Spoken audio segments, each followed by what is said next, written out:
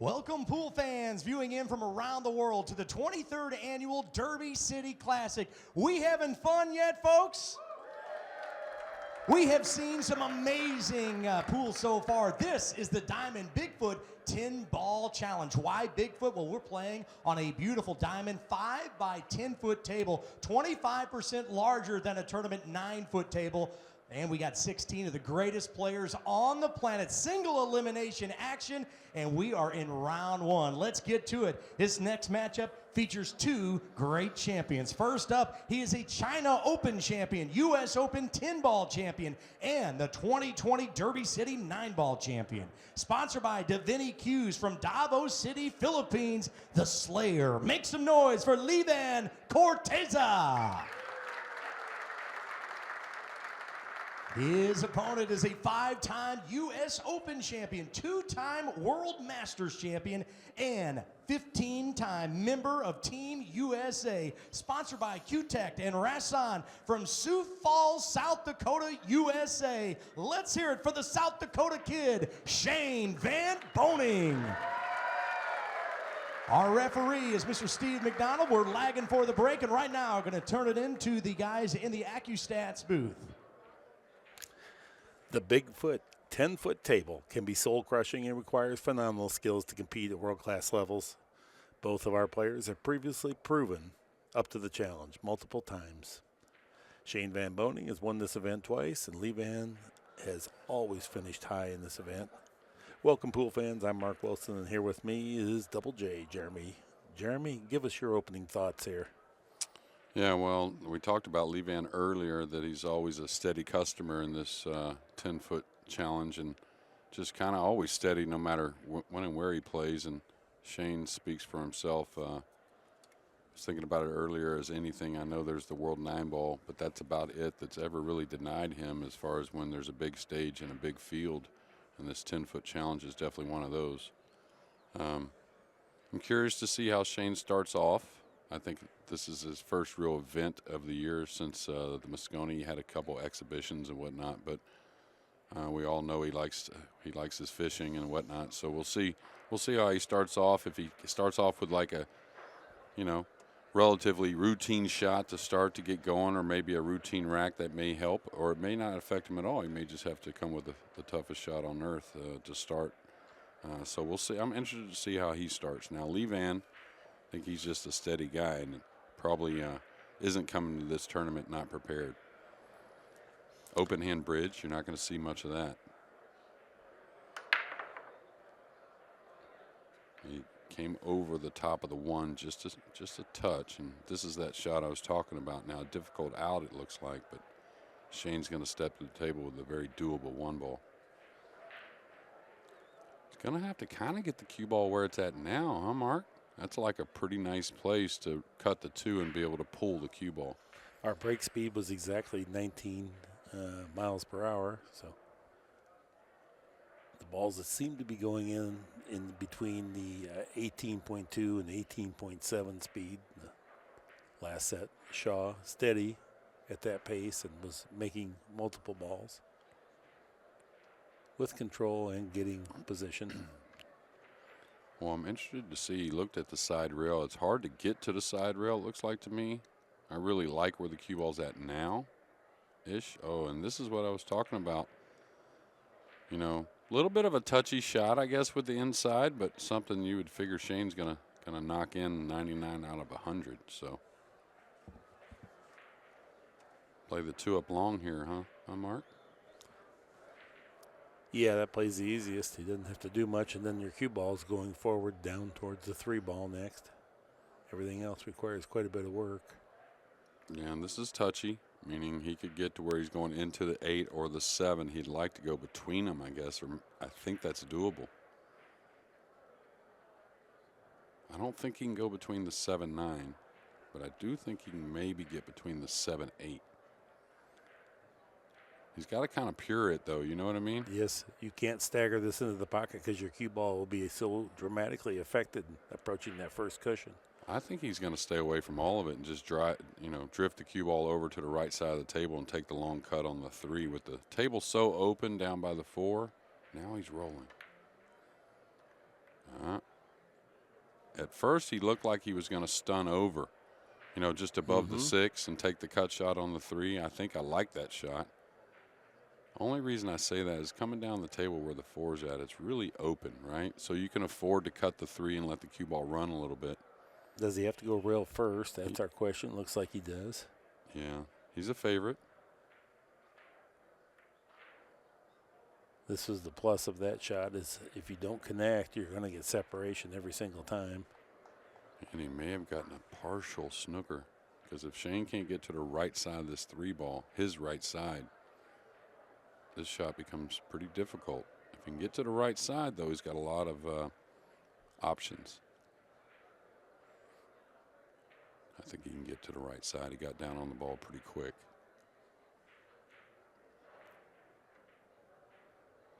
No, he couldn't. Didn't get a rail yet. He might get the pocket. A little fortunate there, maybe. I don't think he was kicking at that ball at that speed. I think he was trying to edge it and run the cue ball back over here on the side rail. That's a real light speed to be kicking behind. He could have easily ran into the 10 with the 3 and not got a rail. Mm-hmm.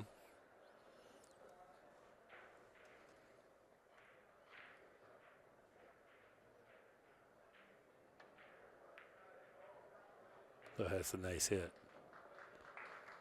Didn't get ideal position, but that was all out to make the ball. So we can't fault him for coming up a little off on his position. Yeah, I go with this one. This is another one. Of course, you're not aiming away from the pocket, but just understand you can use a little bit of the side rail. I think speed's pretty natural. I think 1-2 cushions. You might get a little back past the middle of the table, but that's okay. Just a nice medium, huh, Mark? Yeah. This is a pretty shot to watch, too. You got to really catch it nice. Did he overcut it? Yeah. Yeah, and again, the balls do cut a little easier in new conditions, prime conditions, but also I'm a little mindful of using that rail myself when these conditions are like this. And we saw that earlier on an overcut. Was it Ruiz, I think? Mm-hmm. Very similar shot on the 3 ball, I believe it was.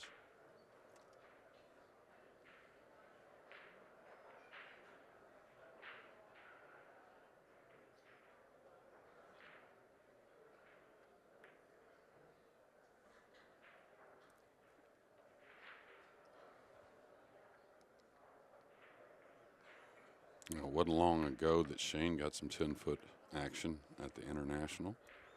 Played awfully well there. Got to the Final 4, I believe. Or maybe it was just the Final 8 before. I'm trying to think. Was it Albin Ocean that beat him there as well? Or I know he beat him in the 9 ball, but I think he may have beat him on the 10-footer also.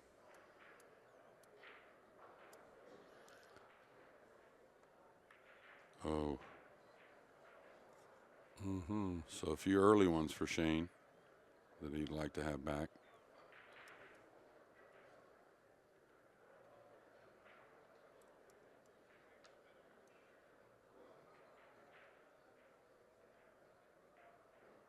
You move the ball much here, Mark? Wow, look at this shot.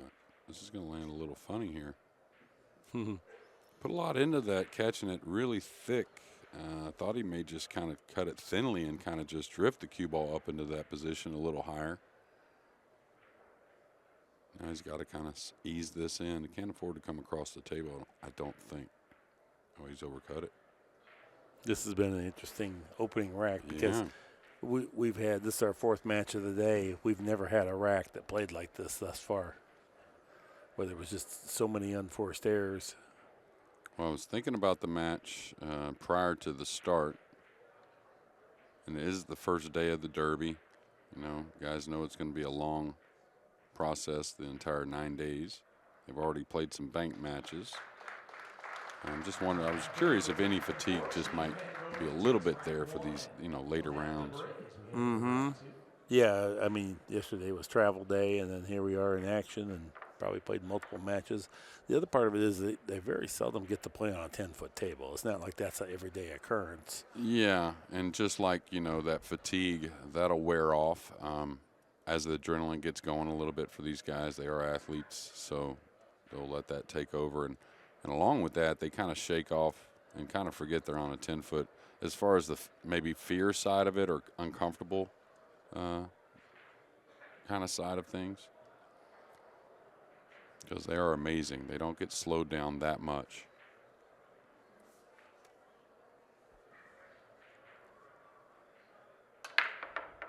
Oh, those were hit sweet.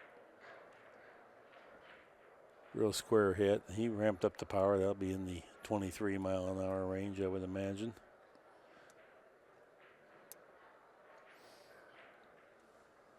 Okay, he can, you know, almost go behind the 2 comfortably, almost. I think he may lose the 1 ball a little bit going that way. You don't think he'll play after the bank? And it looks a little steep to me. I was just thinking it I might be put him kind of behind the free 10. if you just don't hang it. Yeah, it's hard to hang it from that angle, believe it or not, on the slick felt, but I think he's just putting him behind the 10-8. It's certainly easier play. I think it's okay.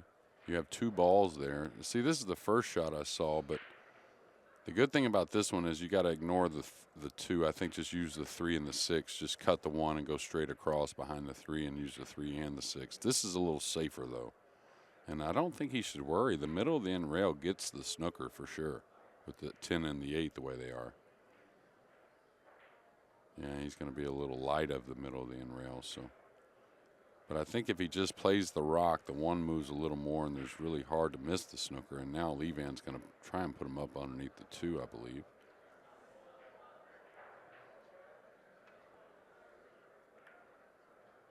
Looks perfect. Man, good shot. Well, it'll do till perfect comes along anyways.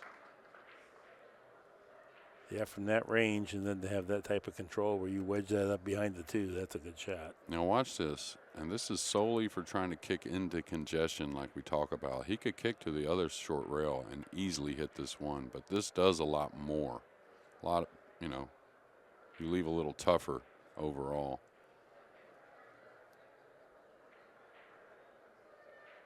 Yeah, just hitting it with these guys is not good enough. You have to do something more productive. You can't let them have access to the table with good openings. You got to make them earn them. Yeah, and it's, you know, a 15% tougher kick that gives you 50% more percentage. You know, it's kind of like that kind of stuff, right? So you got to weigh the options. Right. Oh, man. So Levan, I don't know if he's been playing or not because those are 2, you know, I don't mind the miss, but Levan doesn't miss the pocket like he's missed a couple of shots here early. Right. Just a little ragged here in the opening 2 racks. And I'd say both were kind of what I talk about a lot of times with the top players. It's more like a let up. Like he let up on the stroke a little bit, twirled the ball a little much. Same thing earlier on that 9 ball. I thought he had to hit it easy, so maybe he hit it a little too easy and then overcut it. Okay, he's got to get a little thin on the 4, right? Not terribly, but.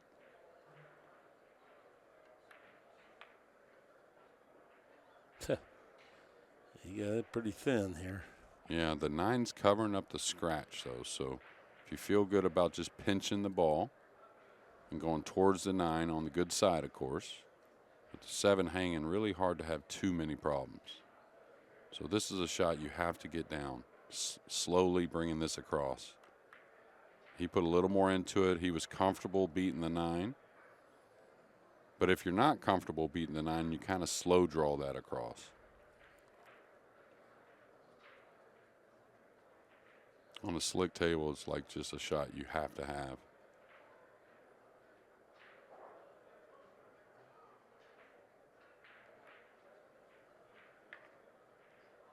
I'm curious what Shane's done with his equipment a little bit. I know he's went to the Ghost, which is awesome. The Ghost edition of the Synergy, but he toys around with the weight a lot and the extensions a lot. I say a lot, you know, a little more than most players. I'm curious where he's at now with it. Looks like he's gone back to the long extension.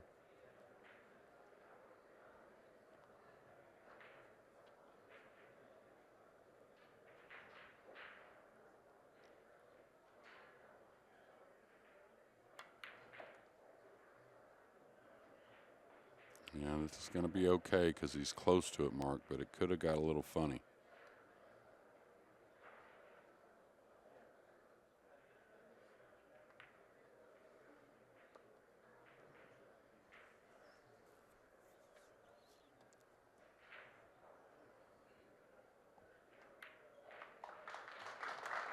2-0 now, Van Boening. Van Boening turns his break into a score. It's 2 Yeah. games to none now.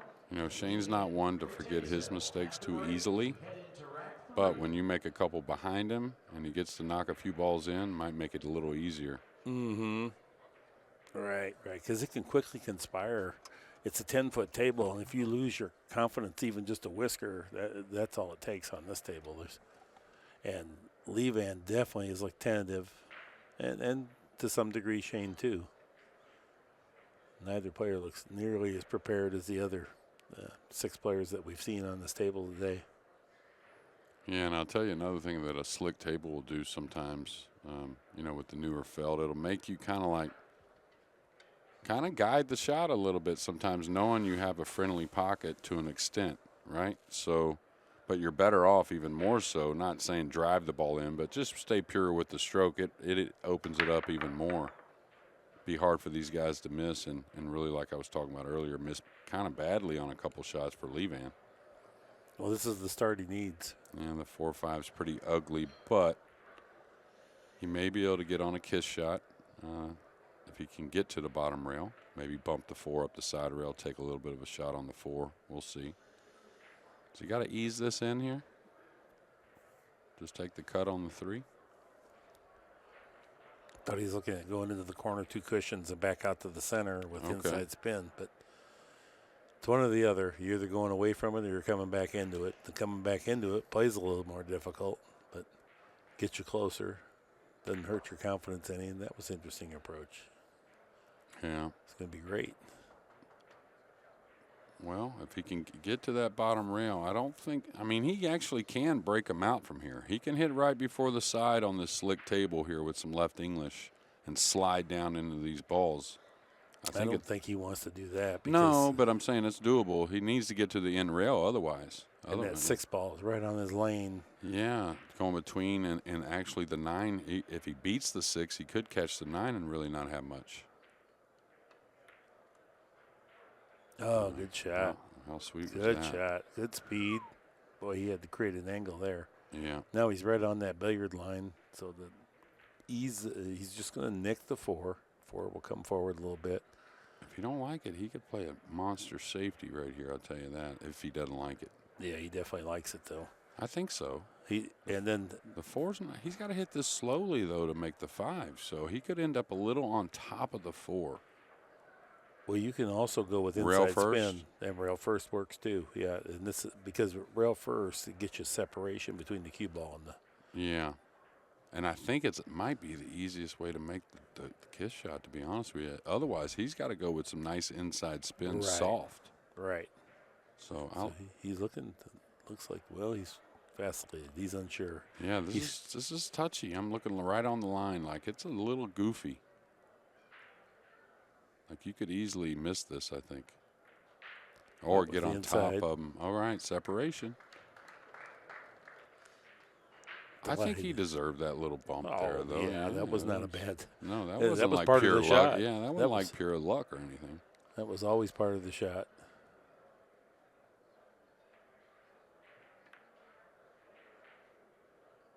Oh, good job. I'm assuming the 7 passes the 8, no problem. Doesn't look too concerned. We're playing all ball fouls, so got to be careful here. Which is the rules these guys should definitely be playing. Oh, you got to be kidding. Behind the back that far out in the table?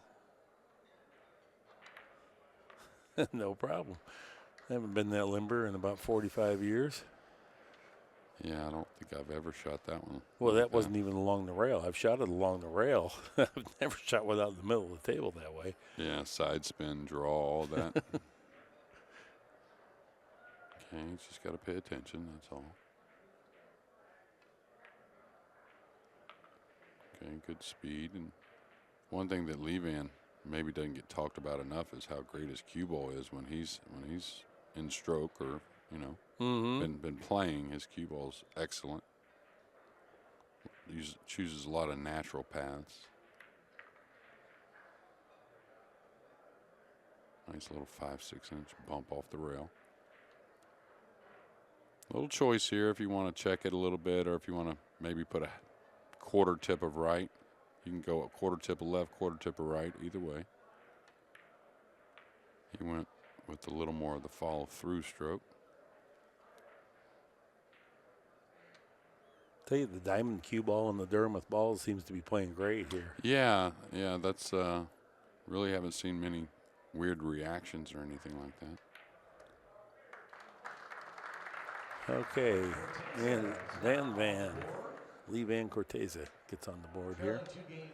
Trailing 2-1.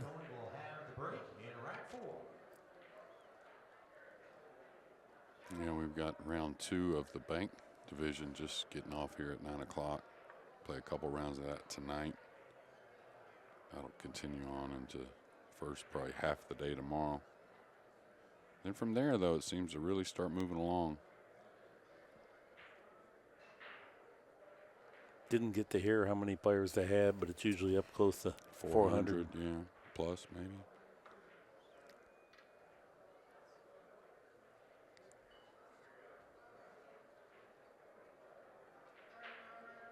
Shane's aiming the break carefully.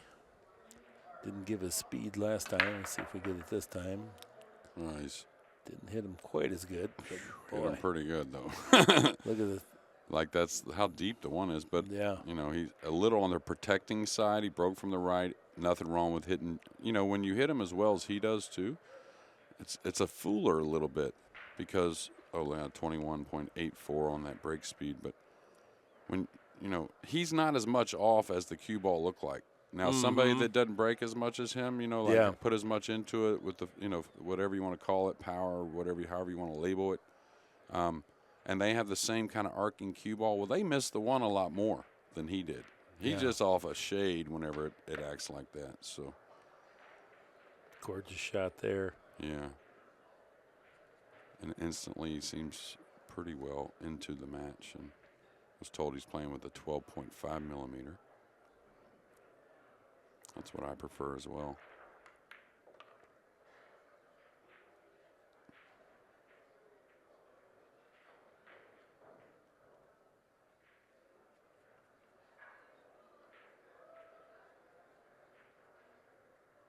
Got a little off angle here. He could easily just pinch draw it, you know, above the 9-10 and take the 4 on in the corner. Shane likes to stay away from that kind of shot. A lot of times he'll move the cue ball instead. Speed's got to be good, of course. Could end up funny here. It's going to be perfect. But that's a hard shot to come into, you know, close to the ball. You end up, you know, 2, 3, 4 inches short there, which isn't much. You can get in a funny spot.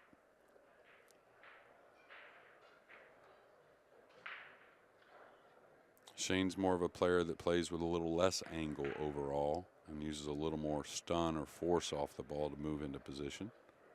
Where some, like you know, a lot of the Euro players, they'll play, Asian players, Chinese and Taiwan, Chinese Taipei, they'll play with a hair more of an angle, moving the ball easily.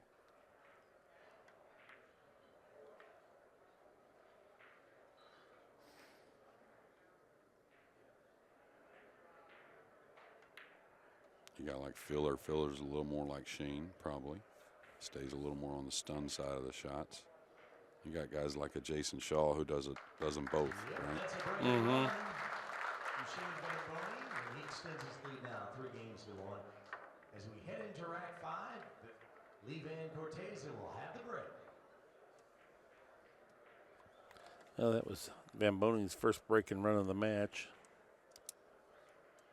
Yeah, well, the way he's breaking it looks almost unlucky if he doesn't break and run out, at least through his first couple of breaks. Yeah.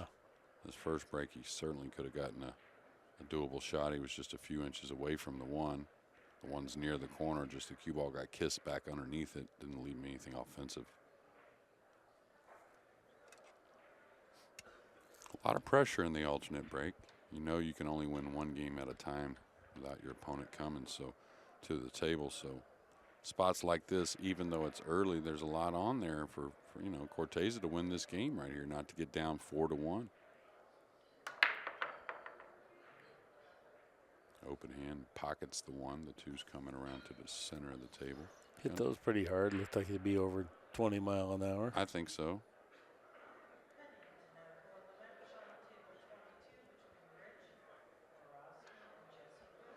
long, awkward 2-ball here. Just that little half bridge off the rail, and there it was, 19.1.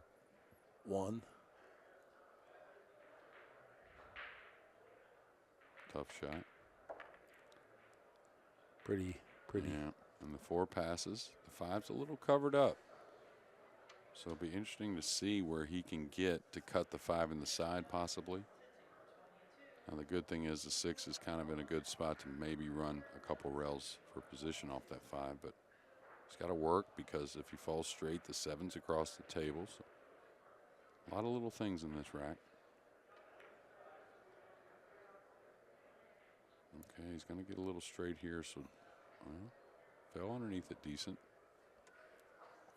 Yeah, that was a really nice shot there. He had to do a lot of work with the cue ball. He had to stun it and create a little angle going backwards, and then introduce a little side spin to come off the end rail to create this angle, and then do it with proper speed control. Yeah, and the 9's a funny ball here. He's going to pinch this back, but can he get thin enough to go 2 rails, in between the 9-10, or can he get thick enough to go around the 9 2 rails? Oh, he came over for the corner. See, he didn't want to fool with that 9 ball. He could have cut the 5 from a few places, Mark. I like this decision. Right. Now you just cannot get lazy and get straight in on the 6, or otherwise all your good work goes for nothing. You feel dumb. So you got to make sure you go all the way across here and then bounce off the rail and come back out at least a diamond. Yeah, he could draw behind it as well. I don't think he'll do that. He'll stun across the 10 for the short pocket. Oh, he's playing the inside placement. That's interesting play. Well, it probably just felt good. That's when you're facing it and you're like, man, why force it? This looks like it sits nice. And the good thing is he's going to get so close to it. If he falls straight, he can really draw the cue ball back to the end rail, right? So that's the advantage of, like I was talking about earlier, getting close to the ball. You can handle a little more angles than you think, or maybe sometimes no angle. That was a nice recovery there. Yeah, and it seems like Vann has settled in quickly.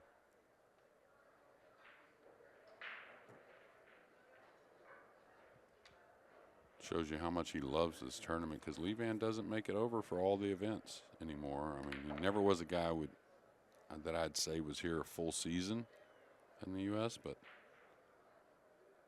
seems like he was here more years ago.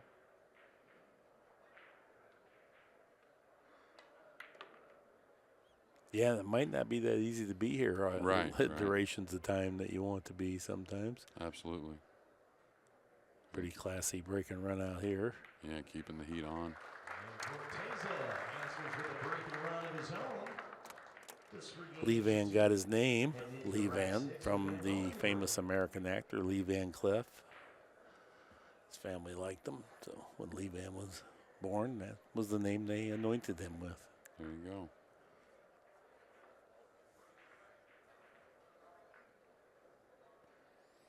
Yeah, both these guys, we've seen some of the players struggle a little on the break, and not necessarily. A few of them, of course, weren't hit the best, but seems maybe some of the players are struggling with the rack a little bit. These two, it seems like that's not the case. They're getting a lot of action. Watch the 6 and 7. Mainly, I think it would be the 6 that would fly back towards one rail towards the corner, and the 7 one rail towards where he's standing. Those came a little short.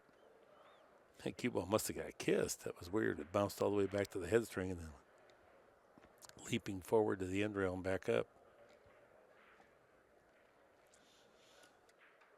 Yeah, this is a funny one to kick at to make. The scratch cross corner is pretty big. I think you could beat it, but now Shane will measure the Jimmy Reed system. I think it was Jimmy Reed that really came out with that back in, like, I think the early 90s, mid-90s.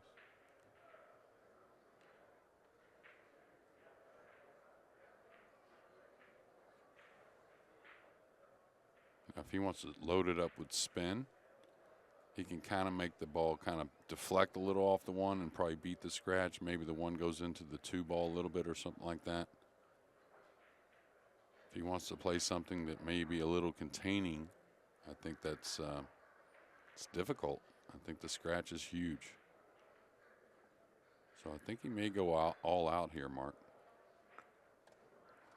Like if you try to play it like maybe I make it, maybe I bank the one up, I think you lose the cue ball. But That's a good point there. This is not that shot to just try to be cute, just halfway go for it. yeah, You called it. That's the way you went after it. Yeah, I think that was smart. I think they gave you the best chance to get a little lucky as well, and usually gives you the best chance to make the ball.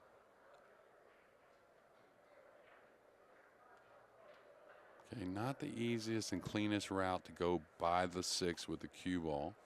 He may go after this bank cross side, bringing the cue ball kind of where it's at now a little bit-ish.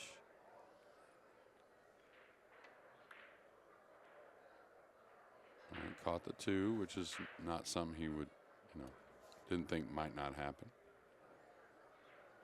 Maybe cut Shane off a little bit here on the 1.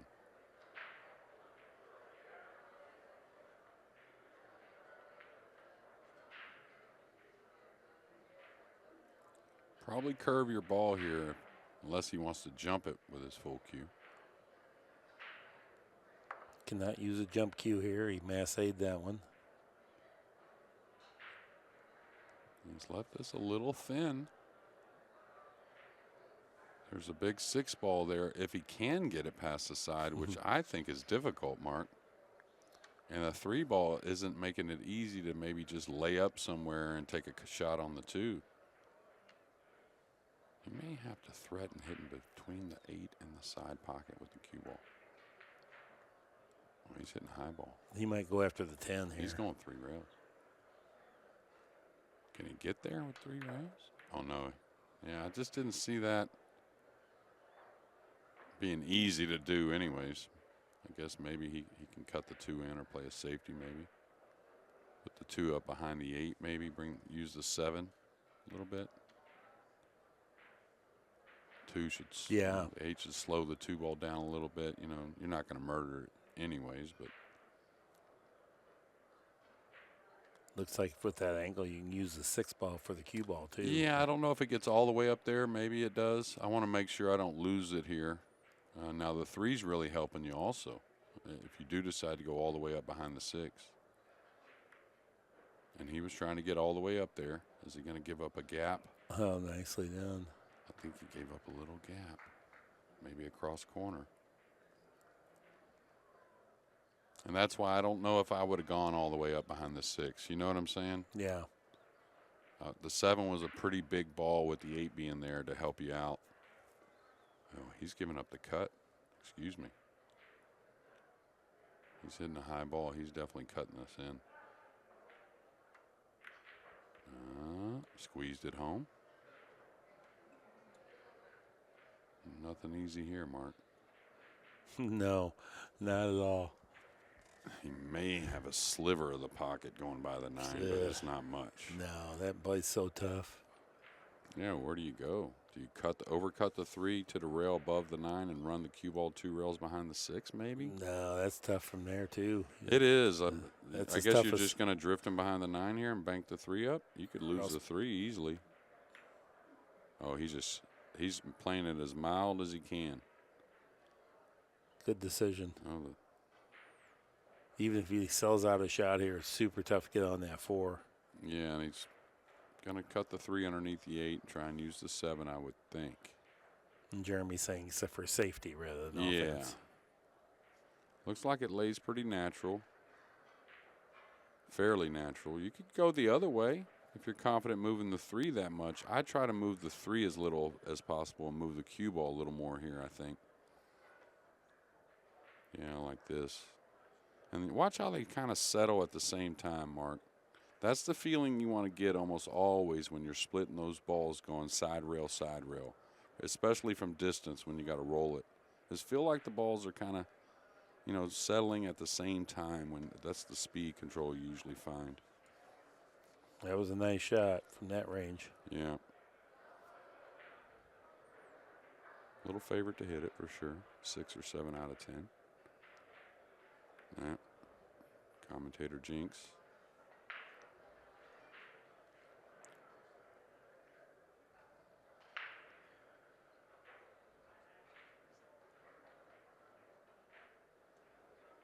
Just got to pay attention to this first shot, right? Getting on the 4. With that angle, you need to come across for the 6. So the 6 is right in the way, making things a little more difficult. Yeah. You know. Yeah, because you just want to get just to past the center of the table, so he might choose a different route than just go directly there. He's going forward. Yeah, just a little above the 7, 2 rails.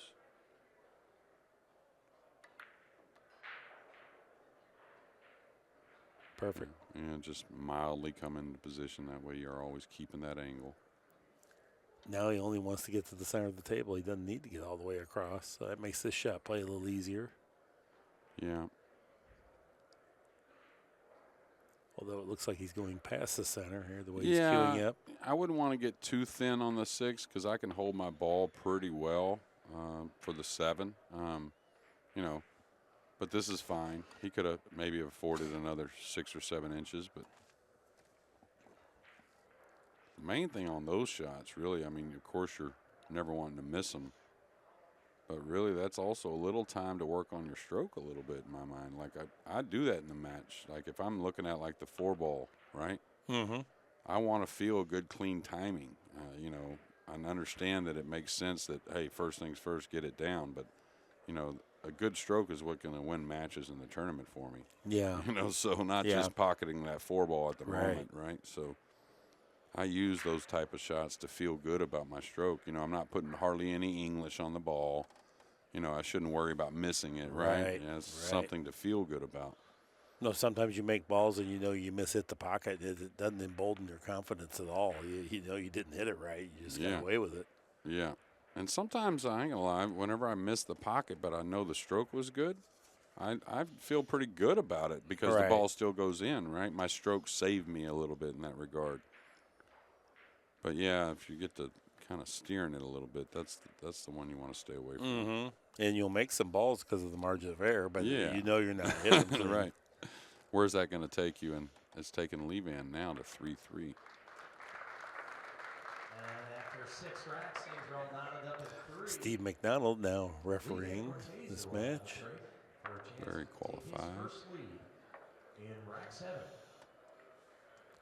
Anybody ever gets to talk to him and you close your eyes, you can hear Jeff Foxworthy to the absolute note. I never thought about it. Well, next time you talk to him, think about it.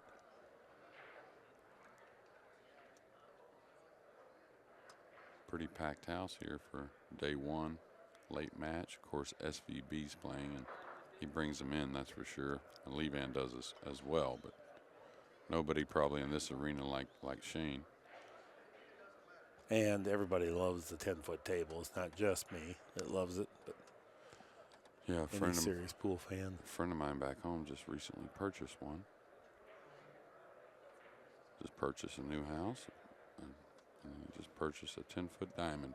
Wow, that's cool. Has he received it yet? No, he hasn't got it yet. No, he's had it delivered or whatever. He just recently, very, very recently purchased it. So, all right, Levan with the open bridge. Hit him great last rack. Hit him pretty well there. 5-ball on the side. 1 ball is going to open up a little bit. The 2's going to be all right. There's a shot. Yeah, the 3's going to get the 2 covered up. The 2 is going to be really easy to roll in if the 3 didn't come along. Now he's got to work the cue ball a little bit, and he's stretched.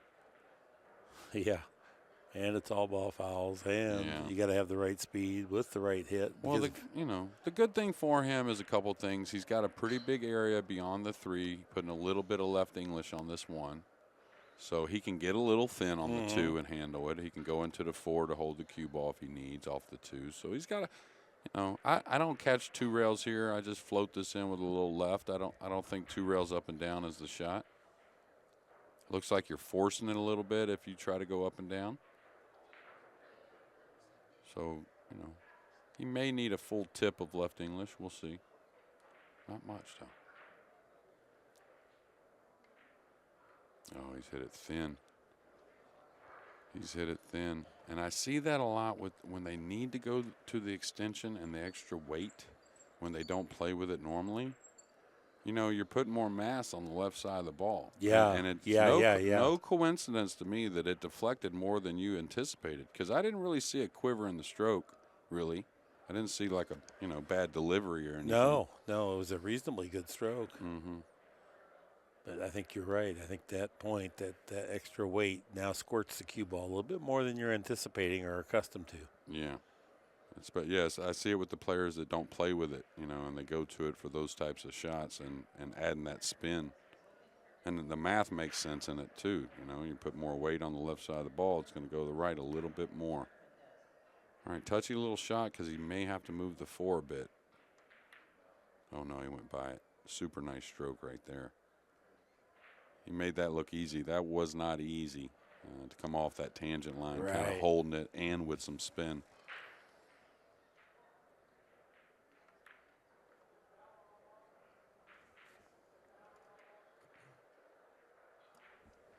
Lee Vann made a few mistakes at the beginning. Shane did as well. It's almost like they kind of woke each other up now, starting to play their games, right? The last, 3 or 4 racks. Yeah.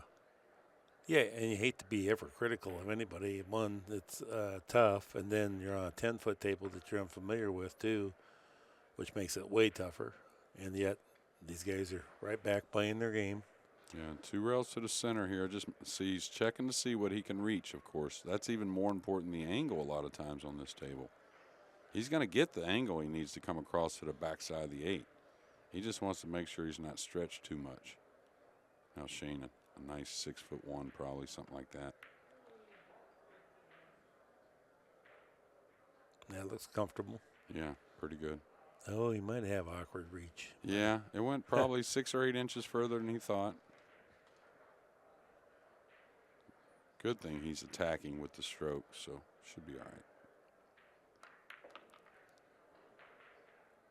And that's what a lot of people don't recognize. They look at the straight in line on the 8, and look how beautiful it is coming almost a diamond and a half above that. Yeah. And it's still great. It leaves you a nice angle to roll this ball in. Put a lot of left English, it looks like. I think he's going 2 cushions. All right. Doesn't really want to roll the ball as much. And it doesn't take but an inch or so, the difference in the cue ball, to make that decision. And a little bit of preference.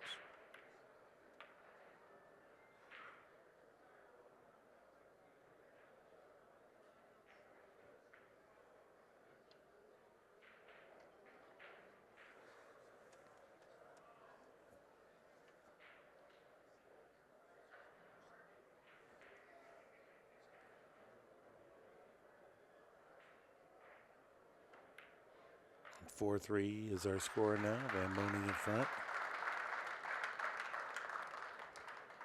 Yeah, I think you nailed it on the extra weight on that cut shot. Yeah, I mean, sometimes, it's the stroke. You can tell there's a little, like, hiccup in the stroke or whatever you want. It wasn't as good as the guy wanted it, but I've just seen it a lot of times happen. When a guy adds that extension, he's not used to playing with it. He's got to add that side spin. The one that I see even more is like when they're hitting low outside. Say a ball's near the side rail and they're pulling it past the side with a little speed, right? They'll hit it fat. They'll chunk it because their outside English deflects into a thicker hit they're not used to. So even more so than the inside, but yeah. There on the screen, you can see that Shane's been perfect on the break thus far.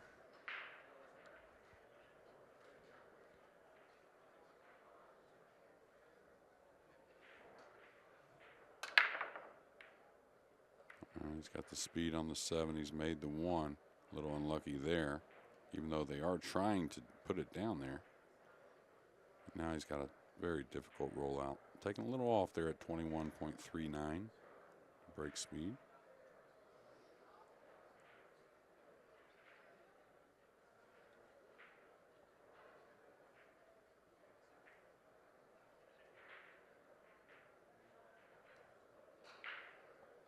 Difficult rollout here with the 3, near the 2 ball, right? So offense is kind of tough, but he's going to roll out super thin over here.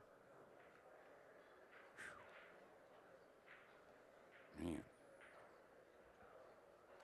Trying to find a safety that is, I guess you could try to come back behind the 8 and 9, maybe. Man, this is tough. I think Shane's going to shoot it if he gives it back. He's I gonna think try to so roll too. it in. Now looking at the table, is he just trying to put him on the 6 here? Just rolling the 2 to the back rail, trying to use just the 6 maybe. Trying to use the 10 also. Oh, great touch. That was. Super nice. Move both balls a long way. Yeah, and resting on the rail, doing it, having to roll your ball.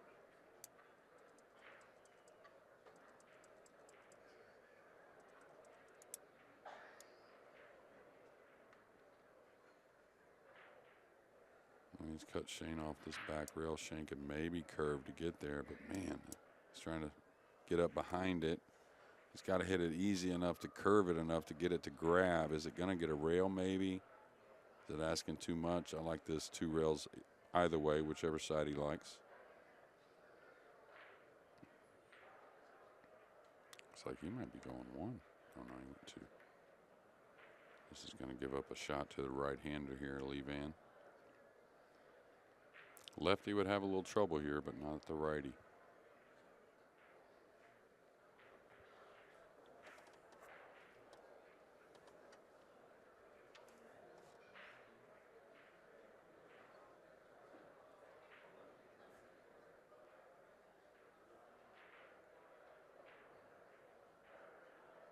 Kind of an interesting speed control dilemma here. You got to hit thin, but then Yeah. just went after it. 2 cushions. Yeah. I mean, getting jacked up over the 5 would hurt here. He's okay. He can come 2 cushions inside the 4 here and take the cut on the 4, because then he can go back and forth if need be to the 5. Is he going to slow roll this? Oh, I thought he would come out 2 cushions to the center and take the cut on the 4, but I guess he's going to can stay underneath this easily, Mark? Yeah, I think that speed, softer speed, makes it easier to cut this 3 in when you're slightly impeded by the 5. Yeah. So he's got to gain this angle here. No guarantee on the angle on the 4. Good shot. Is he going to get that angle, though? Ooh, man, this is rough. But he hit it good, is my point. Yeah. He didn't. It was, once it gets down to that last little inch or so, it's completely out of a pro's. You know, how you hit the pocket makes that much difference. Easy. Now, Lee Vann used to really excel at these types of shots with the high inside, being able to do things. Now he may have to draw this with low outside, trying to creep out of that corner and just get the cut on the 5. Without top inside, I don't think he can get very straight on the 5. So watch out the 10, and oh, he drew it. Oh, not the scratch. Deserves be better cold. than that. Yeah.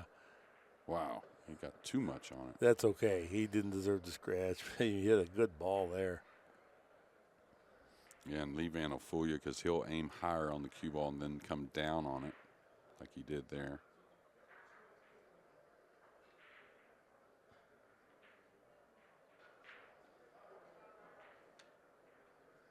Looks pretty natural to move the 5 and the cue ball here. Cue ball behind the 9 and 8 ball. I don't know if the 5 gets all the way to the center of the end rail, but it should get close. Yeah, it got there. 5 might be too hot, actually, because there's some gaps here. Watch out. Yeah. He left a shot. Yeah. Overcooked it a little bit. He's left a difficult shot, of course.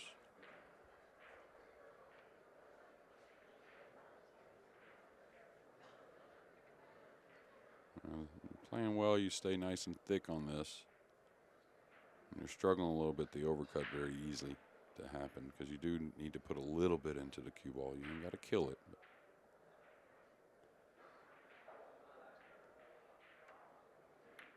Oh, you hit it sweet. Pretty delivery. Yeah. Actually got a little more out of the cue ball than he wanted, but Happy to get that 5 ball down, though. yeah, you know, and he can draw 1 rail here. I don't think he goes 3 rails.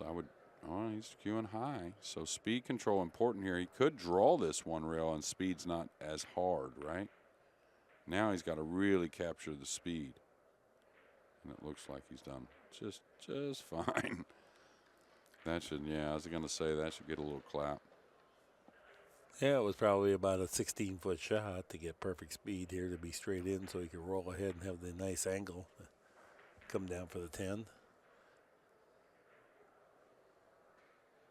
Looks like it might be a little bit too wide to just go 2 cushions, side rail, side rail. Yeah, he just float or draw, depending on what you like. Yeah, float one rail or draw down the side. Normally what the guys want to do, just because their touch is so nice, anytime you're rolling into the ball, and that doesn't mean just baby it, but that just means a top spin of some sort. Your touch just is, that's normally where it's at its best. Well, he demonstrated some good speed control on a host of shots. That clearance. 5-3 is our score. That's our final match of day one. See the rack track right here. Guys exchanging a little bit. And then it's been a few runs of twos for the guys. So if the pattern sticks true, Lee Vann will win the next one. Shane will win one after that. And then Lee Vann will come with two in a row. What would be game 14 or 15 or 13 or 14, but we'll see what happens. Lee Vann getting a lot of power on the break with that open hand bridge. It's probably, you know, 1 out of 30 players, maybe even less than that you'll see at this level with the open hand bridge playing out in the center of the table. On the break, yeah. I can't recall of one. All right, so maybe 1 out of 100 then. 1909. His break speed, but it was a dry break, but he did move the rack pretty good. And Shane's going to take this on, I believe. I mean, he's got to cut at this. He's trying to figure out the path of the cue ball. Looks like maybe a high ball. He can go 1-2 rails by the 5-9 and then back up to the clear side of the table. That's a little dangerous, of course. He'd like to simply move the cue ball, like maybe go into the 7 lightly, maybe go by the 7 lightly. Because the 1's not that thin. Yeah, he got into the 7. But everything's so open right there, Mark. You know how hard it would be to get snookered or really fall terribly bad on the 2? Yeah. Beautiful shot. Good for Shane. The 6 is over the pocket because the 5 is funny. So if he can figure out a way to get on the 5 here in a moment, at least the 6 isn't too difficult.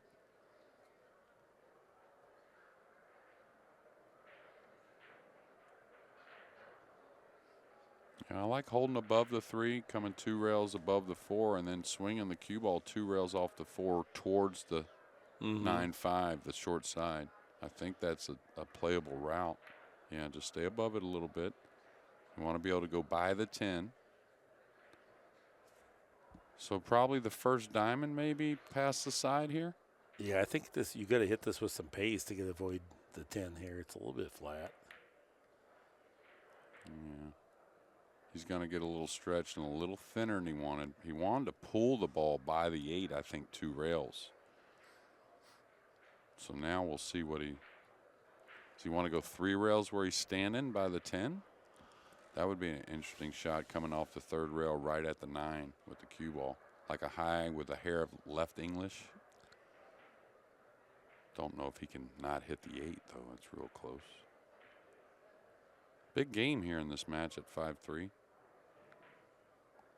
Yeah, he's especially off a dry break from Lee Vann, right? I mean, Shane can dig down and 2 cushion it, but he realizes he's going to get beneath the 5 if he does that. 5 off the 7 in the side, maybe. Is he trying to inside this to that little tight position there? I think he's a little too thick on it. I like this shot. I think he can slowly pull it and produce something here. Go right at the 9 here? Maybe. No. No, he scratched. Wow. Well, because he didn't really pull it much. No, he was trying to get beneath the 5, that's for sure. And we're just talking about a fragment. The 5 ball, or the object ball went past the 6 very cleanly.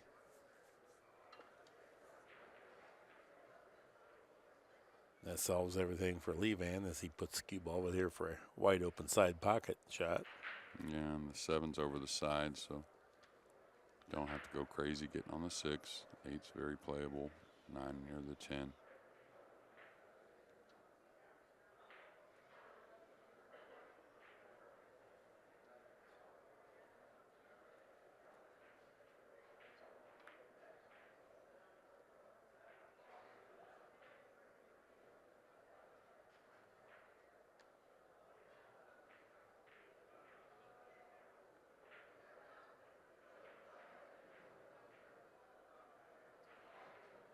Like here, he's aiming up on the ball, but then he'll come down with the tip.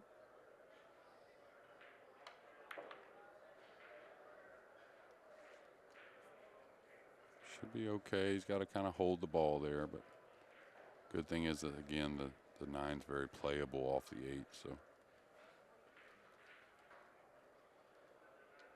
Holding here off the 7, not a problem.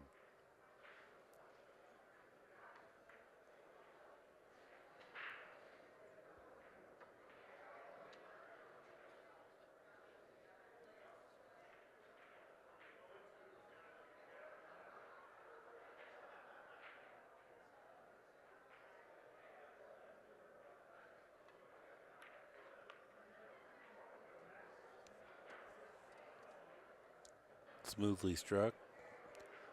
Falls perfectly on the 9.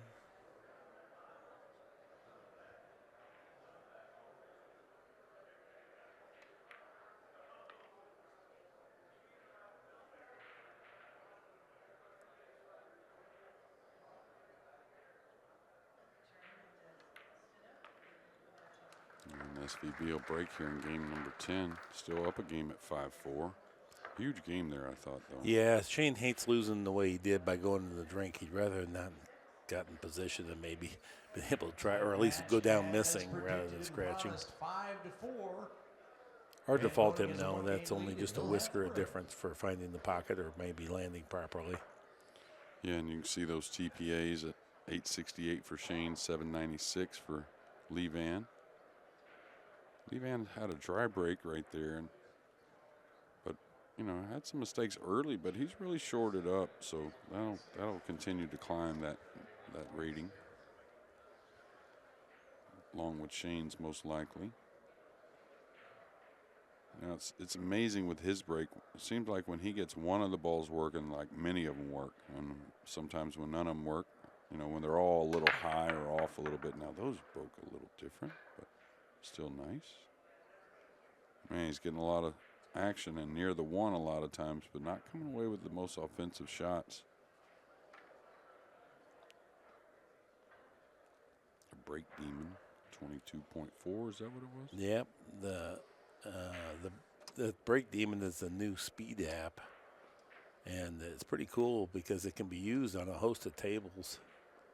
It's very accurate, and the developer Paul Nettles has really come up with something really special here. Reads it, you know, down to 100th of a mile per hour, so pretty cool. Yeah, I'm not sure what Lee Vann's going to play here. Difficult situation that nothing's really coming to mind that I'm really in love with. May just have to try and run the cue ball back behind the 3 off the edge of the 1. I mean, the thing he can think about is if he can get some separation and get the 1 up a little bit, just don't let it hang over the pocket. I don't think getting position on the 2 is easy. I'm not so sure it passes the 3 or the 10. So I don't know if I ease this or I try to get some separation. No, he's easing it, so he's got to be accurate. Yeah, this is what I wouldn't have want. Okay, he held it. So nice shot. Was. Boy, you feel so dumb when you lose it with that shot. I know. That's why I would have probably maybe tried something else, but sorry, Mark, kind of cut you off there. No, look at scratch. Beautiful kick there. I'm just saying when you do one of those long, slow rolls on the end rail and then you end up settling out straight in the corner where a bad player could beat you, you just feel so dumb. But well, if you never want to do that, pool's not your game. Yeah. Because we've all done it. We all do it.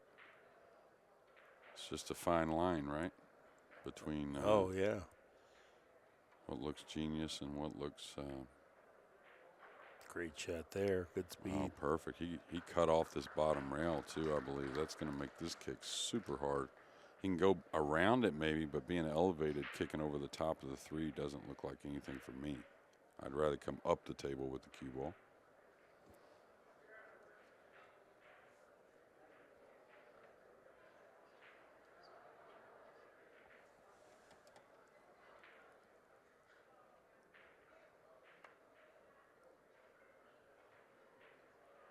Well, Lee Vann rewarded with ball in hand here now.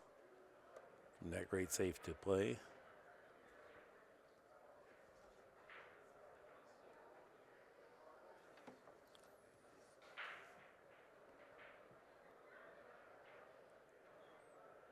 110?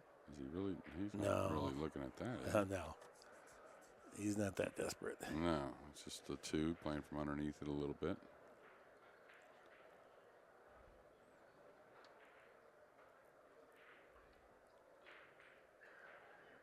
I kind of liked what he was doing initially. I mean, this is fine too. You just come to the bottom rail and back up at it. This is probably actually a little percentage safer, meaning you're not going to make the big mistake like this. The other way, you could hit it too short or too heavy, I guess, but that one, once you hit the end rail, you're never getting snookered or anything like that. You're always going to be okay.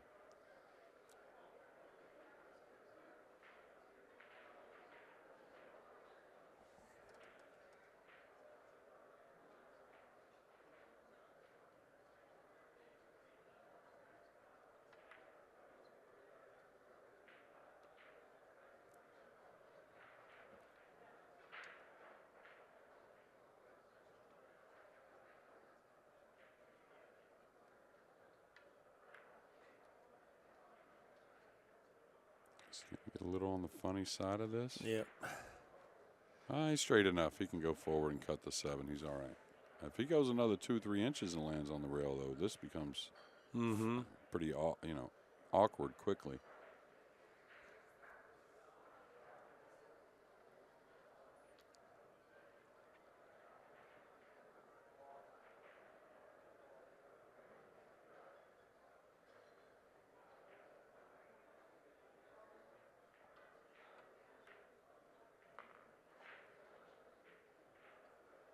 Good shot there. He was able to play the extreme edge of the pocket to get the cue ball a little straighter on the 7.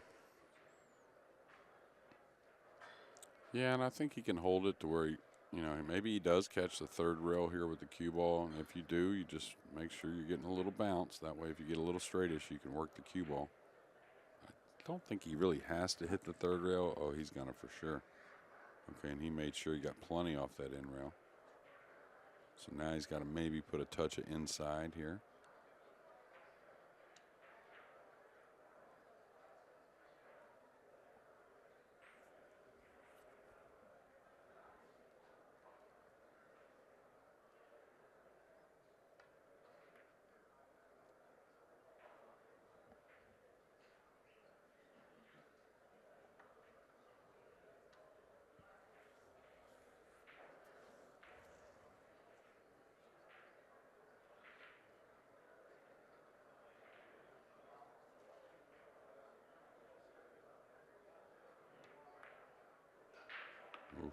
Okay. That scared me, and I'm not afraid of anything. Yeah. But it's been a great series of cue ball management here for Lee Vann to tie up the score now, 5 apiece. Yep, we got a match. And he will be After breaking 10 racks, we have a tie, 5-5. Yep. Yeah, he won the leg. Vann Corteza will have the break in rack 11.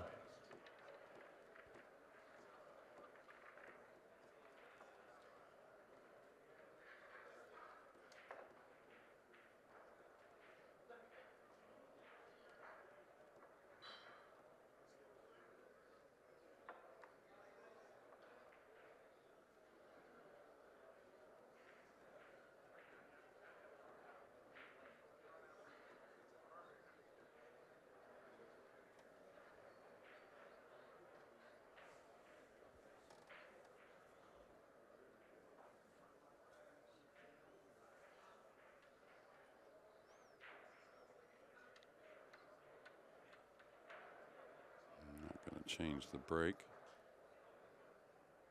or at least the break position.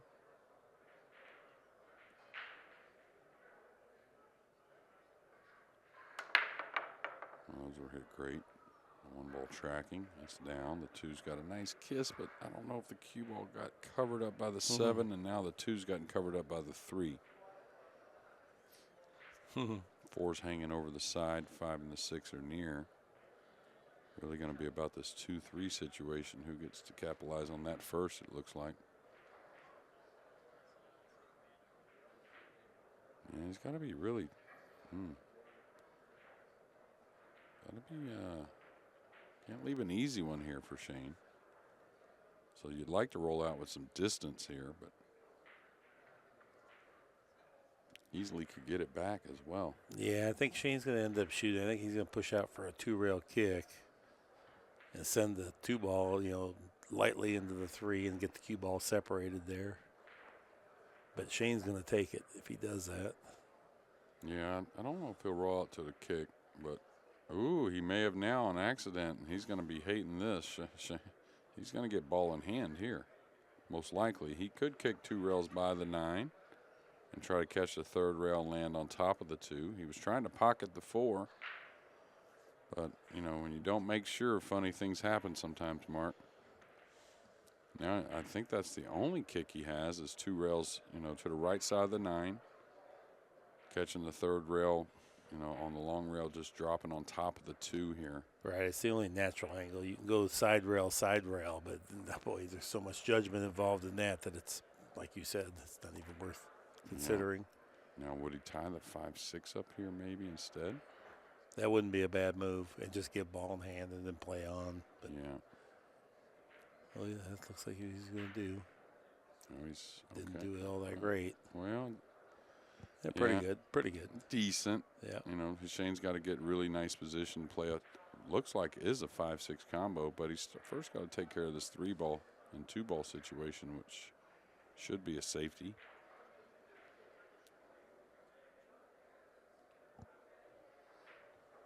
Okay, is he edging this with inside, trying to use the 7 and going up the table? Ultimate shot is creep it behind the 4, right? But, I mean, that's pretty hard to do. I think he's going behind the 9 here and just lightly rub the 2 so that if you don't quite get behind the 9, you're still okay. Well, he's going to use the 7. Okay, that works too. Yeah. Well, the good thing about the 7 is it's pretty broad, especially with the 3 there, right? The 3's always going to cover up one side of the 2, and the 7's got the other side. And you could see what happens when you go broad like that. You cut off the kick shot pretty much. Like this is, I mean, I don't know how he's going to hit this one either.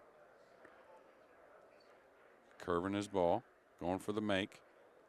Doesn't want to get on 2 fouls. Oh, what a nice shot. What a shot that. Wow. The shot of the match there. He had to bend that at the last minute to get around the 7, and it had to have a lot of stuff on there. So that means you have to play with perfect speed. Yeah, and that's just, talent and experience and just, what you feel. Just a real natural calculation of the curve of the ball. We're watching him while he's cueing it. He's got to be, is he cutting this in, it looks like? Looks like he's cutting this in. Spun it in, kind of. He's going to catch a little bit of the 6. Oh, and open the 5 up. What a shot. So Shane was like, when's the last time someone's ran the rack on me from here? Exactly. Still a lot to do here, but, man, what a good opening couple shots. And he's got to make a nice shot on the 4 and maybe get a little thin on the 5 and bump the 6 maybe. I don't think he opens up the draw stroke here trying to draw 1 rail and getting heavy on the 5. I don't think so. Maybe.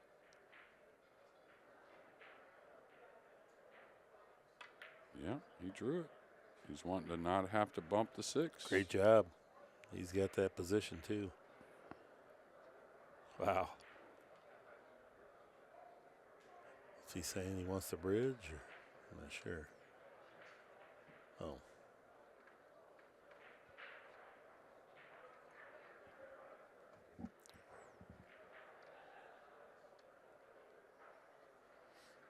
And he's real close to having to still bump the 6 to me on or a inside, slick table. A little inside, maybe. Yeah, it's a touchy shot inside. See, I wouldn't have put left on it, though. You got to draw it with straight low if you're going to do that way. The cue ball doesn't keep on coming. Now, he caught the 6 a little thin, so that was a little unlucky. Inside on that slick table, though, sometimes won't grab, and you'll end up kind of on top of the 6, Yeah, it might have been more wishful thinking because I wanted to see him get out there. Well, at your pool room or even, in a day or two here maybe. And maybe not here on the 10-footer, but on the outer tables, you can check that cue ball with inside for sure. It's more of what we're used to doing. How's the speed on the 8? Not bad. May have left a little sliver of the 6. He's got the kick behind it, which isn't easy, but doable. This one looks like to me, don't worry about the speed on the 6, just a nice light. Yeah, light. Oh, he got too heavy on it. That's why the cue ball came to the side of the 9. Did he leave a pocket? Doesn't appear so. Doesn't appear he's got a pocket.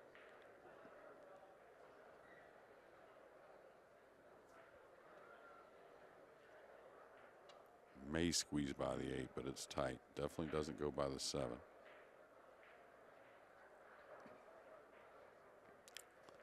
So you kind of got to float this between the 10-7, you know what I mean? Like, and let it bank up on the side rail. This is touchy. He could easily get very trapped here. I thought he was banking at the 9 here with this shot. Yeah. Okay, that's got to go a lot. No, he didn't get it. Yeah, it was always a little funny. It looked like to me that situation.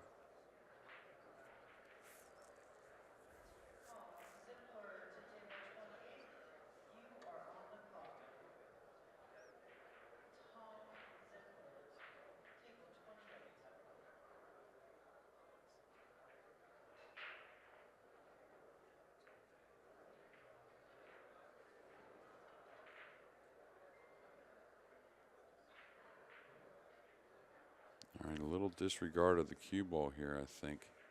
You may be able to address it with a hair of inside and beat the 9, but main thing here, I think, got to focus pocketing this ball. Yeah, if you catch the 9, that's fine. I think it was hard to beat not hitting the 9, huh, Mark? Yeah, good mental tenacity by Van Boening there, but now the 8 and 9 got weird, and he's pretty straight on the 7, so it's not going to be easy getting over there and getting near the 8. Yeah, and another prime situation where the 10-footer just makes ever so much that difference between that and the 9-footer on not only the shot on the 7, but if he gets good on the 8-9 or decent, you know, the combo becomes a lot tougher. And the shot on the ball before this, the 6, it was the 10-footer once again because he had to really grit down to make sure he got that ball. And so all of it adds up. Big power draw here. Yeah, a lot of it.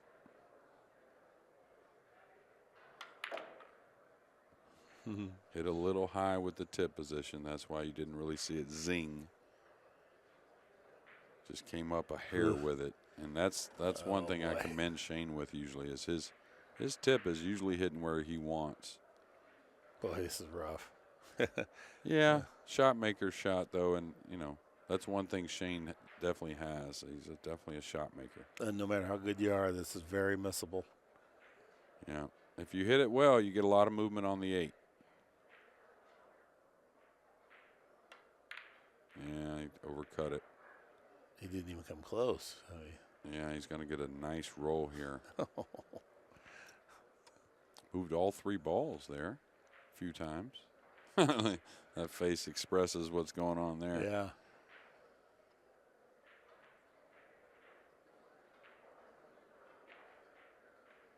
Well, you got to just kick and let him go here. You can make the 8 off the 9 in the side, it looks like.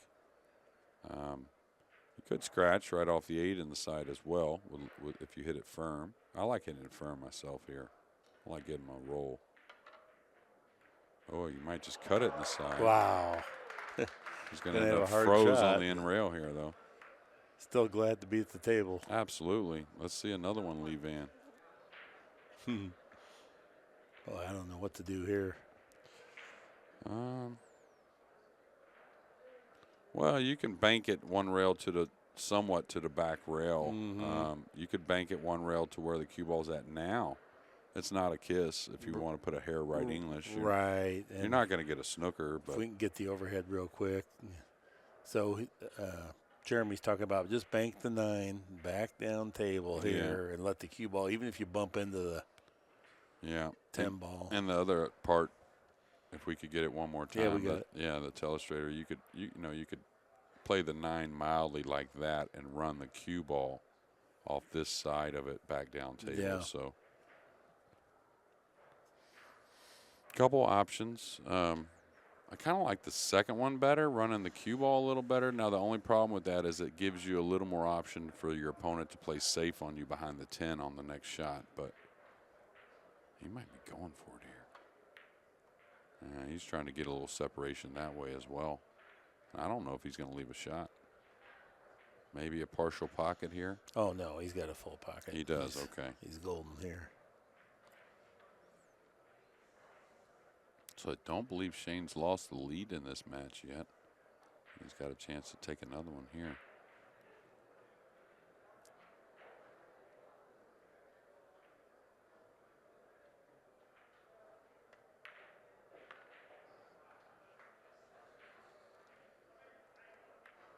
All right, Captain America.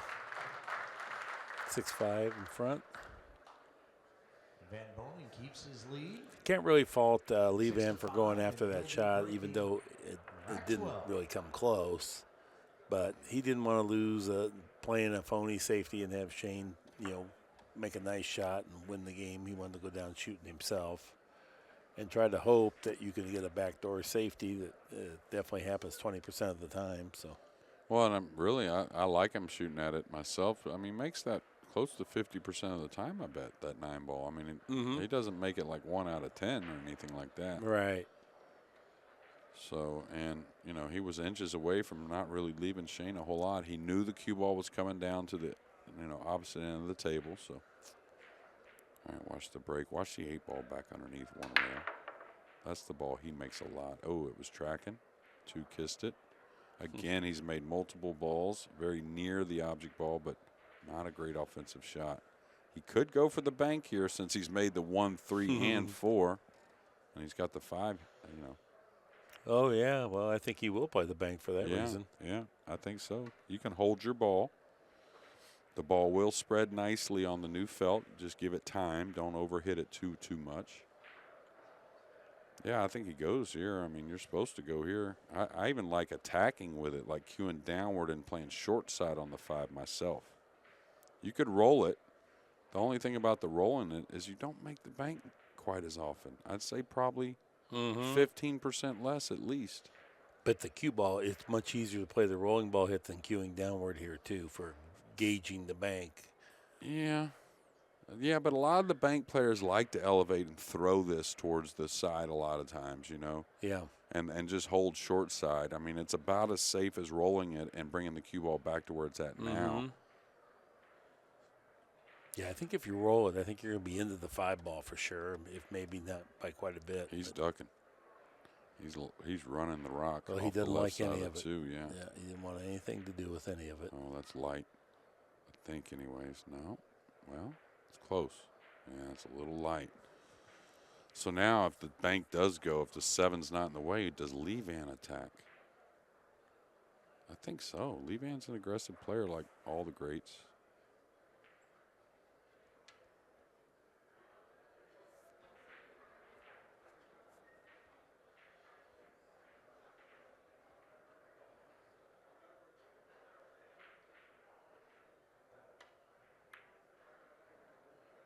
Boy, Yeah. nice shot. Try to play a real What a holding shot. speed. Yeah. Wow.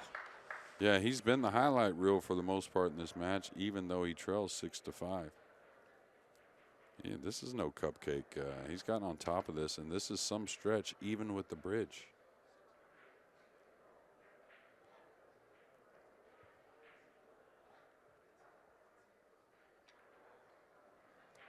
Well, it's going to roll out a bit. So I'd say one of them awkward shots here, Mark. I wouldn't say it's a tough shot, of course. Right. This is what makes it tough is if you have to do anything with the cue ball to avoid the 7. If you can just roll it, it's not so bad. Yeah, it just seems like one of them shots when pressure's on that it's missed just a hair more often than you would think by these guys. And it's still not very often, but It's certainly missable. yeah, I don't know what it is. It doesn't look like much of a shot. It's just one of them shots that comes up, and it seems like I've seen it a lot thick and thin also. That one was a little thicker than we expected, but Shane at first thought that came off a little hot. He'll raise his head when he's worried about the speed. You'll see it immediately off of a shot.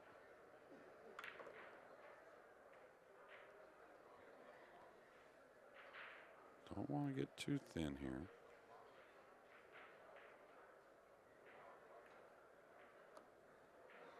And now really sets up nice for another 2-game lead.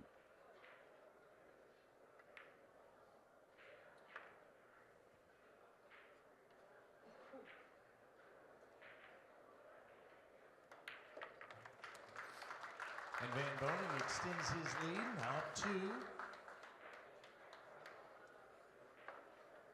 7-5. Kind of Lee Van eerily will have similar his to a break. couple of mistakes by Lee Van early in the match, right? Then he settled in. Yeah. Here, these last few games, we've seen a couple of those same mistakes, along with some great shots, of course. So he'll have to regroup. He's been told about the 2 and 3 on the corners. You could tell right there, making sure he didn't get them both on the corner.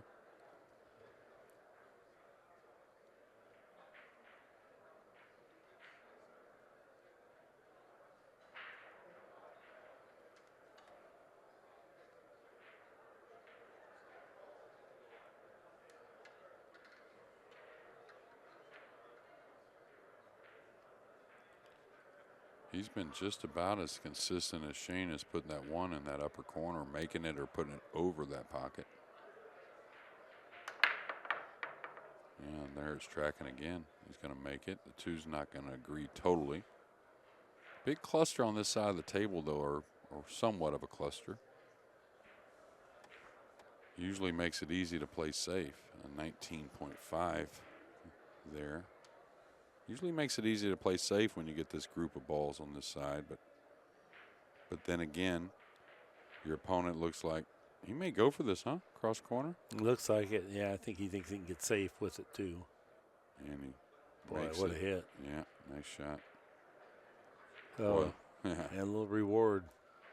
Yeah, the 4 to the 6 is not going to be easy though. That 5 ball hanging up really helps, though, because now he can play one position to get it to where it's a little bit easier to get on the 4 that he wants to. So he's got a chance to kind of set up to get onto the 4 here. Yeah, he may end up with that 4 on the opposite side pocket. You know, draw up underneath there. Got just a little funny. So now He can cheat the pocket though, I think he has to go 2 cushions.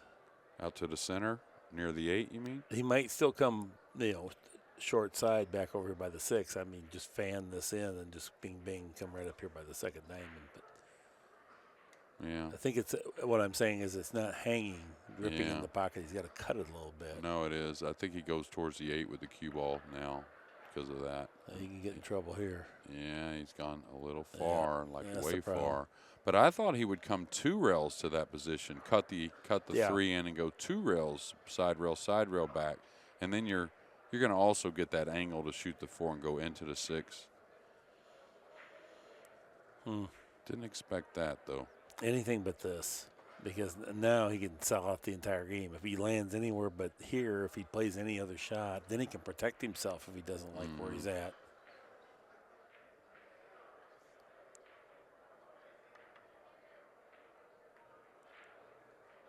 He's going to, I think, like that. Wow. I think. Well, yeah, what a result. I don't know if he got him or not. Oh, That's close. Okay, I thought he did get him.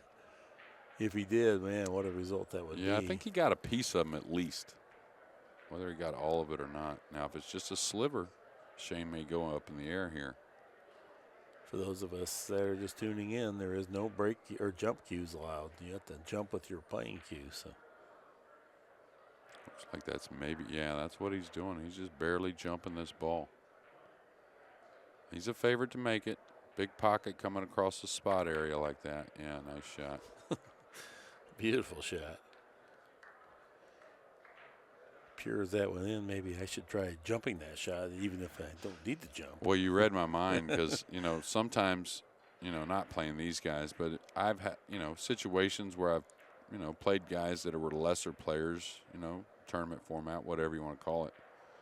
And it's set up just perfect for them to make it because, like the jump right there, made them commit to the stroke. Yeah. Right? Yeah. Made them not quiver a little bit more, and they'll pocket that ball a little more often. Now, that's not the case with these, world-class players, but Right. they usually can do it either way. But I've seen it, or where the guy can just see the ball enough that's the perfect place to hit it and make it. Those kind of situations, like it almost like foolproof a little bit. Yeah. And now 8-5. That was a great little jump shot, a little half jump shot anyway, because it hit the heart of the pocket. He'll be breaking. Oh, no, it wasn't. It was no hanger, but I liked his chances. Now Shane can really put a stranglehold on this match here. The latter third of the match. If he can get a break and run here. Ooh. 9-5.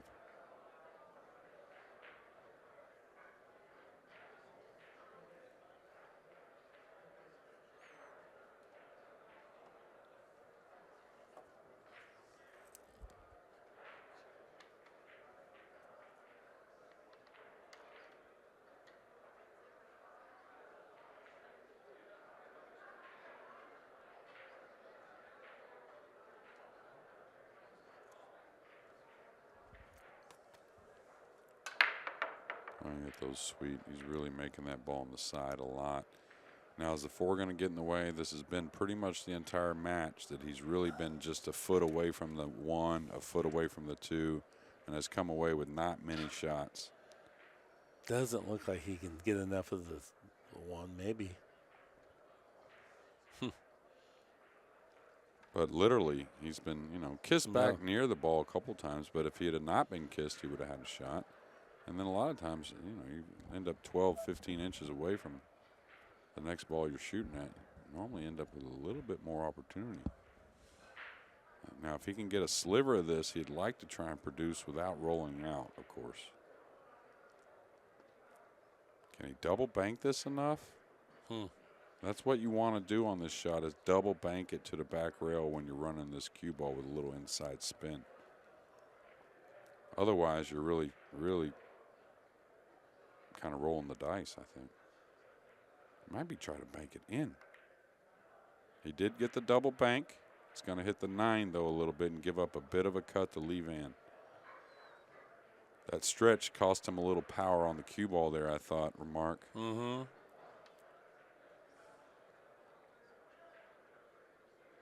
Now, this is one of those dicey circumstances, but if you do pocket the 1, a lot of times you come out of it okay. So somehow don't agonize over your position. Make sure you get the 1 down if you can.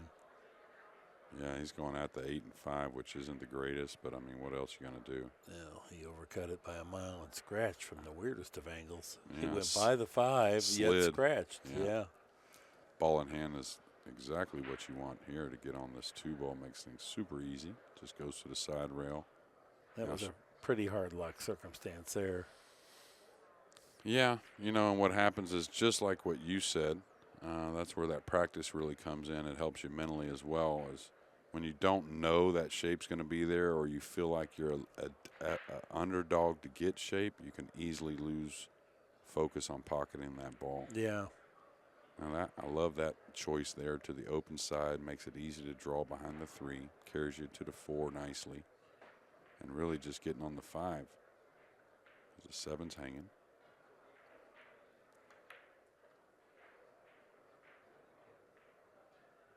Yeah, very nice. Now I can get the 4 in the side real easy by going forward here. May have to stun the slide it over there. That's what he did. Yeah, the 8 to the 9's the real work left in the rack. And that's such a common scenario here. You're right. That will be the stumbling block if there is one. And Shane's not trying to figure out what to do.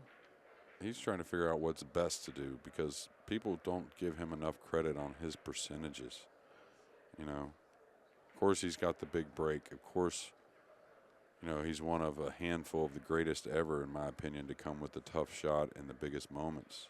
But his percentage play, I'm not saying it's like perfect for everyone, but it's darn good, and it really matches up with the way he likes to play, which makes a lot of sense. And under pressure, if you can go with what you like a lot of times, yeah, it helps. Hey, 5 U.S. Opens, enough said. Yeah. I'm going with this shot selection. Yeah. Start it over the water and hook it versus going against your, Yeah. You like to draw the ball, and them guys will start it right over the water and hook it in the biggest moments. The real players will, instead of trying to hit a fade. So that's perfect speed there. It is. That's a good hit. That's on a string.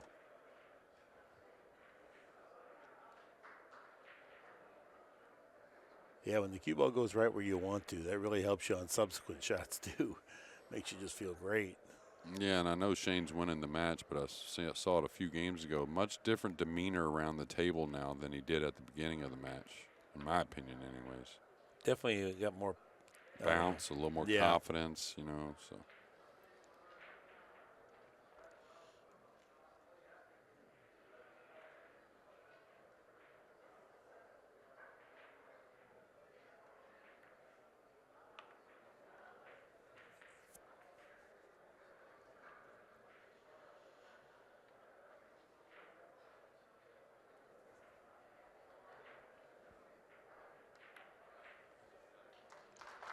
And Boening extends his lead now. Yeah, takes advantage of ball in hand It's there. 9-5. Kind of a hard luck scratch from Levan is Levan. up to break as we head into rack 15.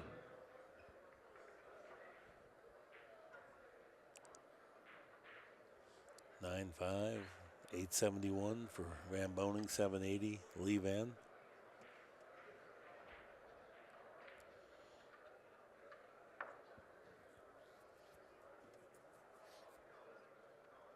I think it was you and I last time we were here, which has been a couple of years now, but I think it was you and I was mentioning that I thought Levan had won the 10-foot before because he had done so well, but I don't think he's ever actually won the Bigfoot, right? No, he hasn't. He's come second. He's come in the top 4. A few times, right? Almost, well, nearly every time. I think only one time I can think of that he didn't get in the money. And these are killer fields. Yeah. I mean, if you get in the money, that means you're capable of winning it because you had to beat guys that are capable of winning it along Or the way. have won it. Yeah. Right. All right, little top English there. Didn't hear one down. Yeah, he didn't get one down. 5 on each side of the table. So a big shot here on the 1 for Shane to possibly get a run started to get him to the hill. Dennis Orcola won the first Bigfoot. Then Van Boening won the next 2. Then Jason Shaw won 2. Then I think it might have been Roberto Gomez. Yeah, Gomez won for sure. Yeah. I think he beat Federer in the final, I thought, but I know Jason Shaw won the last time we were here. Who else is in? Oh, Chang Jun Lin. is he coming past the 4 or is he trying to stun 2 rails by the 9? It looks like he's coming past the 4 here. Oh, Sure, he that's tried a nice shot. He tried to sweet it. Did he hold enough? Wow. It's a heck of a shot if he did.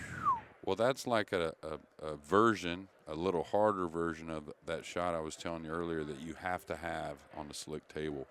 Having that angle and being able to pull the ball just 1 rail out to hold for another shot. Right, and the reason you need the backspin is that it takes the pace out of the cue ball. Yeah, that's what kills it. Yeah, the tip position does, that low tip position.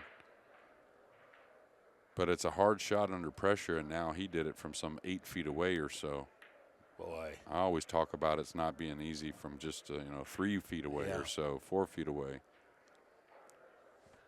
Okay, he's falling pretty nice here. Now Shane likes guarantees when he plays shape, so he may hold for a 3-rail angle off the 4 to move the cue ball, and if he feels threatened at all going forward, trying to get a natural angle on the 4.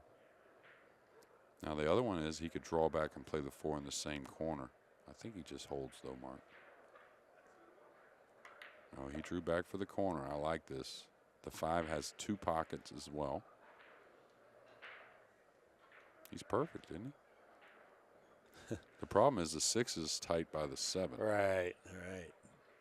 That's the only reason he's taking any time. He could get, if it was just get the 4 and 5 down, he's not worried. But he knows he's got to do something to get on the 6 right. I think he's perfect here, though. Like almost ball in hand where you'd put it, to be honest with you, where you could reach it still, all that. Gorgeous shot there. Yeah. I think he made a really nice decision there when he shot that 3. Getting to the, was it 2 getting the 3? 3 getting to the 4 there. Drawing the ball back and playing for the corner. All right, so it's either tight here on this one, which I think it does go. Combination's not hard. It is a little tight going by there, though.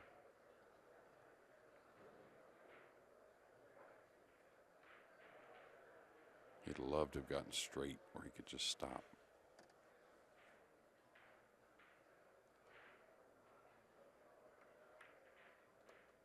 He had more room than it looked like, but also he still took a good shot. Yeah, he hit it clean, though. Very confident. Moving the ball to the rail. Back out now, draw stroke. Preference here, some people kind of slow draw it. That's what I prefer. I don't like to really rip into it too much, but Some people will hit an extra few rails. I'd say he was kind of in between on both. I like the cue ball when it's not just going 100 miles an hour, Mark. I like seeing that.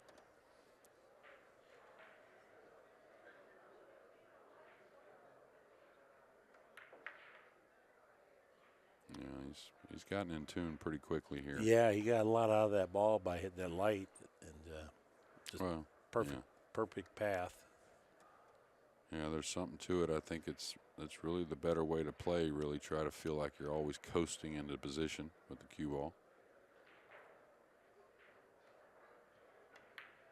Even a shot like that, see how it's slowly drifting across. Don't force it across. It's amazing how clean you stay with the stroke and the tempo when you do that. And now to get to the hill. Yeah. Great one out there. First to make the hill. Yeah, now I'll get 3 breaks to try and win the match. And the break right here in game number 16.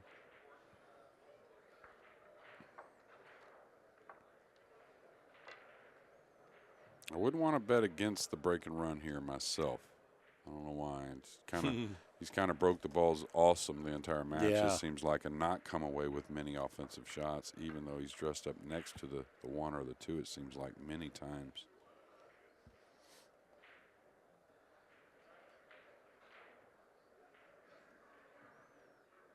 It's always pure class to end the match with a break and run out too.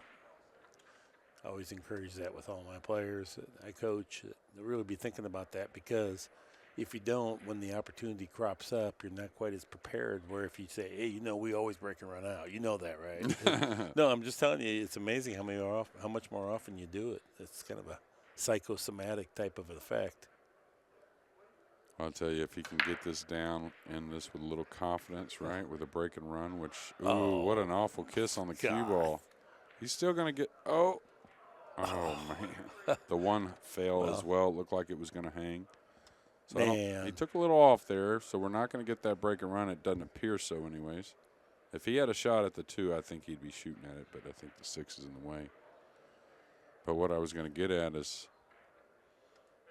Shane here ends this match here in the next game or 2. This game, doesn't really falter much doing it. I think that day off tomorrow for him, getting to play some bank pool matches as well, like you talked about with Nick Varner. I was saying about getting in stroke. I think we're going to see him come back on Sunday and be a tough customer to beat. This one's not over, that's for sure. You can see Billy and Cardone and John Hennigan, John Mars right there. Right part of your screen. Yeah. Many years and decades of pool between those 3. Just barely rolling it here. Yeah. I hadn't seen Cornflakes in a long time. Yeah, he's been trying to beat around the pool a little bit more, I think, the last couple years or year or so. He lives in Vegas, of course. But I think he still loves pool.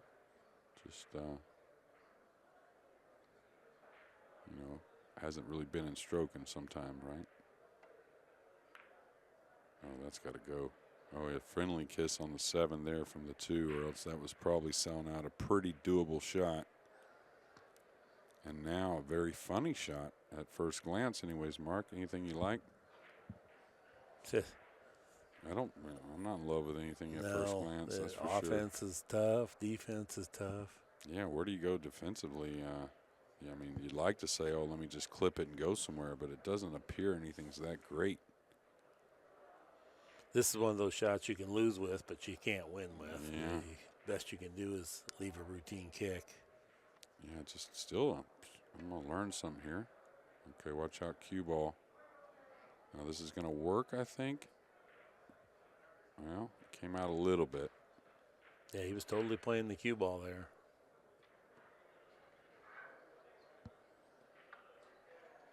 Shane going to feather this ball? Is he going to kick behind it? He's going to feather. I think probably the best ever at doing this. Him and Earl, probably. I mean, Efren was great too, but I still think Earl and Efren were a little better at edging the ball. Probably knew he wasn't getting the snooker there, or most likely not. Just with the 10-5 lead, he's definitely going to make Lee Vann earn every game from here on out.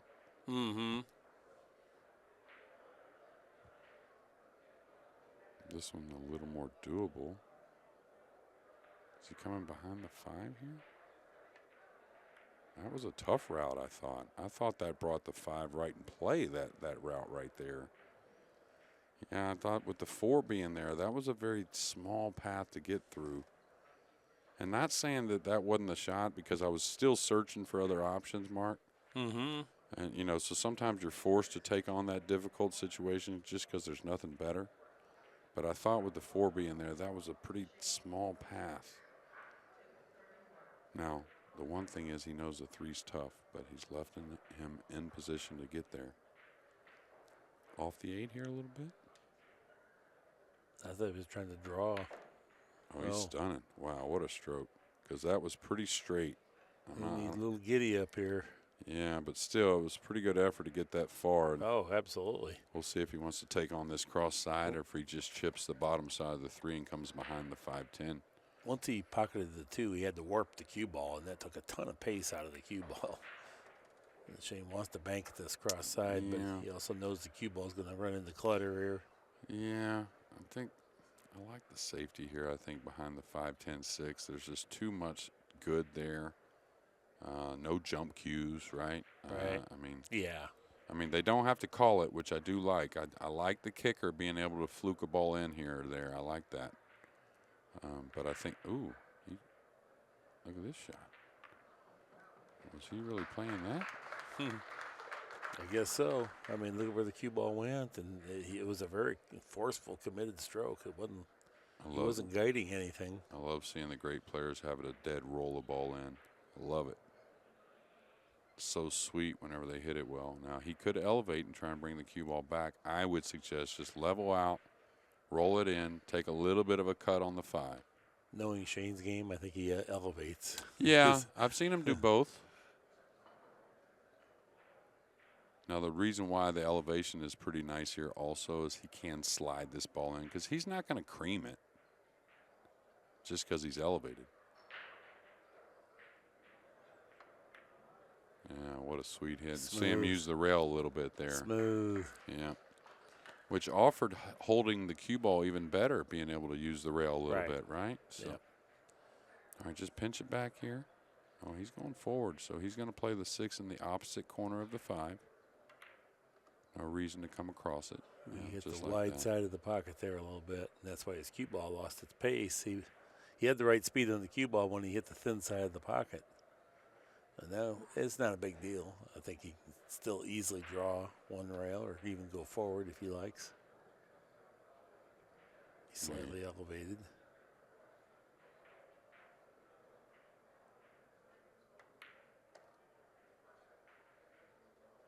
And just like that, you know, I was talking about earlier, like a lot of players would have hit a high ball there. You know, where they put a little English to catch 2 rails or just come 1 rail at it, where he really prefers the stun a lot of times. That's why he stays a lot more full on shots than, you know, not a lot more, but a little more full on shots than a lot of the players do. Okay. Again, the same situation. Can come up either side of the table. I think he stays on the same side he's on. Could flick this with a little inside and come across. It's up to him.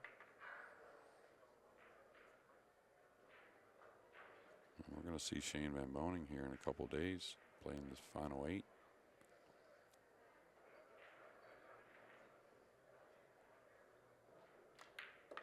And while it wasn't his absolute best performance, it wasn't bad. He ended up with, what, 895? That's right. Yeah. 895 for Van Boening. Yeah, and he got better as it went along. You know, Lee Van had a few mistakes that Shane capitalized on, but I'm sure we'll see him again here next year. And again, remember, he did win the 9 ball last time we were here, so don't count him out.